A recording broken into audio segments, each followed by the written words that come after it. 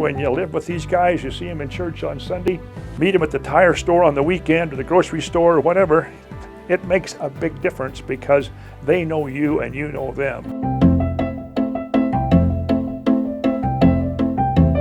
As a smaller independent bank, we feel we play a very vital role in the community. The bank has to be a community citizen. I mean, that's part of our image and part of it's part of what we consider, but any bank for that matter. Smaller banks are able to deal a little more one-on-one with smaller entrepreneurs. It would be a bank that would not be for sale.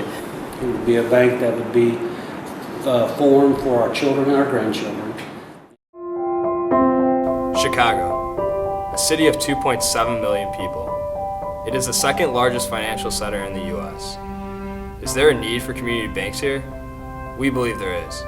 With 77 unique individual neighborhoods, Chicago has a diverse range of financial needs. Can global banks cater to each of these? Maybe, but not to the extent that a local community bank can. It was about 7-8 years ago, we were certified as a CDFI, which is a Community Development Financial Institution. And that certification reflects our mission to be working in neighborhoods that are often underserved and often overlooked. We never quit giving back to the community. We never quit being involved in the community. We never quit serving on the chamber boards. We never quit going to the PTA meetings and those kind of things. And in a larger bank operation, you didn't really have that impact in the community a lot of times. In a community bank like us, we do. We are dependent on the health of a community. If we're in a community that's having problems, the bank's not going to be successful. And so we are very careful to make sure that we look to communities that we think we can thrive in and that we don't just extract from the community, but we put back into the community. Our role in the community is to stimulate economic growth.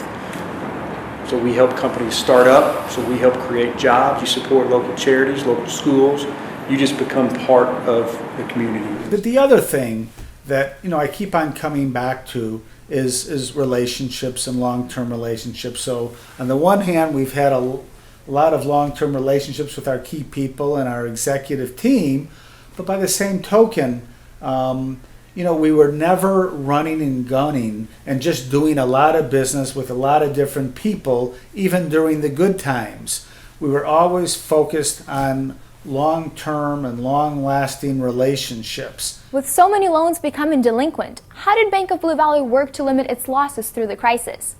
One thing the bank did was outsource construction on delinquent loans, so half-built houses could be finished and sold. Finishing houses and getting them done really brought our money back to us quicker and allowed us to resolve the problem, as well as creating an environment where you didn't have a half-built house across from a brand new house. We felt like, we learned very quickly that moving in, doing the right thing, which was to get the house completed and getting back on the market, was really the best thing for all concerned.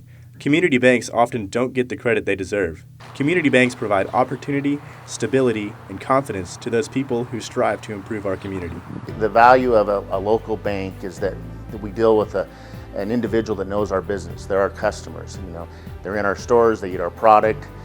If I have a situation where I have a problem, I don't have to defer to somebody else in, say, San Francisco or Chicago or somewhere of that nature. I can go to a local branch, talk to them, they can come and see my situation and see what I'm proposing. Sometimes it isn't about the risk. It's about helping make a difference in the lives of those around us. Community banks are dedicated to doing just that. It's as simple as this, that a community bank succeeds if the community succeeds.